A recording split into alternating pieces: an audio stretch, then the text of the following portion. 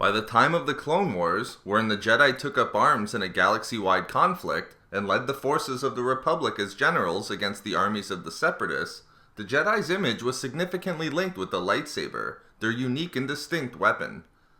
Over the millennia, the lightsaber became synonymous with the Jedi Order's mission to keep the peace and uphold justice throughout the galaxy. However, due to both technological and philosophical restraints, lightsabers were not a consistent feature of the Jedi Order throughout its entire history. In fact, when considering the entirety of the Jedi Order's existence, starting with the ancient Jedi Order that was formed on Tython, the modern lightsabers that were used by the Jedi in the Clone Wars were adopted relatively late. Therefore, it must be asked, what weapons did Jedi use for the thousands of years prior to the invention of the lightsaber in order to promote peace and justice throughout the galaxy? In this video expose, I will describe the weapons that were used by the Jedi before the lightsaber and explain how they differed from the weapon that they would eventually come to utilize in the era of the Old Republic. The first weapons used by the Jedi as a precursor to the modern lightsaber was a bladed weapon that was enhanced with the Force. These Force-imbued blades were conceived roughly 36,000 years before the events of A New Hope by the adherents of the ancient Jedi Order who forged them on the planet of Tython, the planet that birthed the Order itself. To initiate the forging process of these Force-imbued blades, a member of the Order who had advanced to the rank of Padawan would select a bar of metal that they would then hammer into a blade. During the forging process, in order for the Force to permeate the sword, the Padawan would need to channel the Force into the blade, while at the same time hammering the metal into its form as a weapon. As the blade was imbued with the Force, its molecular structure was changed, wherein it was formed into a reinforced and strengthened lattice. When done successfully, the process would result in a blade that was significantly hardened with an edge that was further sharpened. Upon the completion of the blade being forged, the Padawan would then insert an energy crystal into the hilt of the sword and would then join the energy crystal and the blade as one. This process of merging the crystal and the blade could only be accomplished through the use of the Force, whereby the Padawan, crystal, and blade became one with each other. When performed successfully, energy would then be channeled into the blade through the crystal and become permanently saturated with the Force, as signified through the blade manifesting a visible glow. The process of forging the Force-imbued blade was extremely difficult for the Padawan, as it required a high degree of both physical endurance and mental fortitude. If the Padawan did not have the requisite skills demanded by the forging process, it was not difficult for them to shatter the blade or crystal, or create a deficiency, which would then require that the process be started again from the beginning.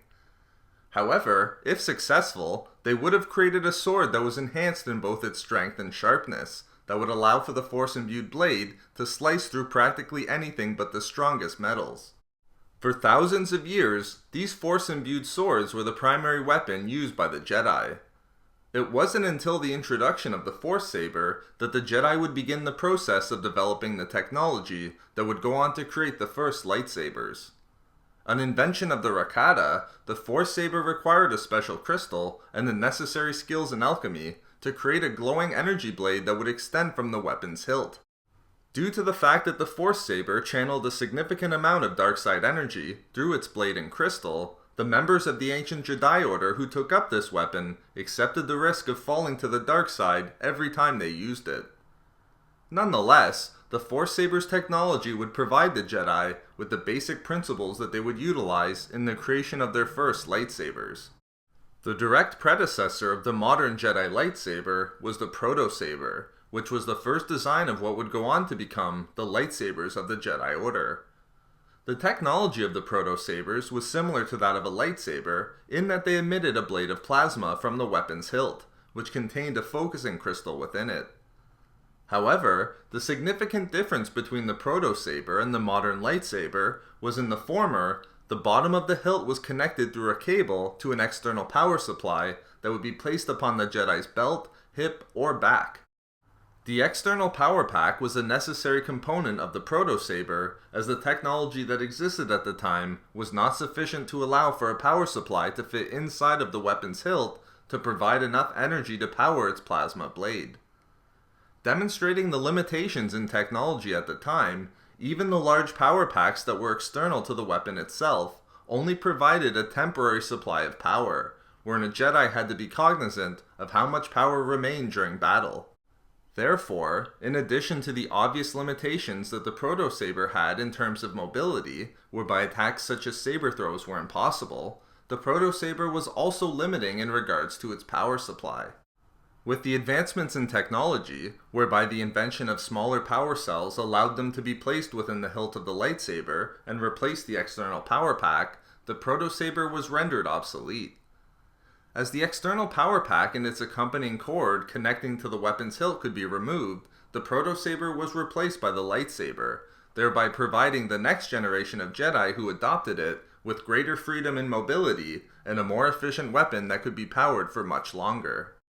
So there we have it, the weapons used by the Jedi prior to their adoption of the lightsaber.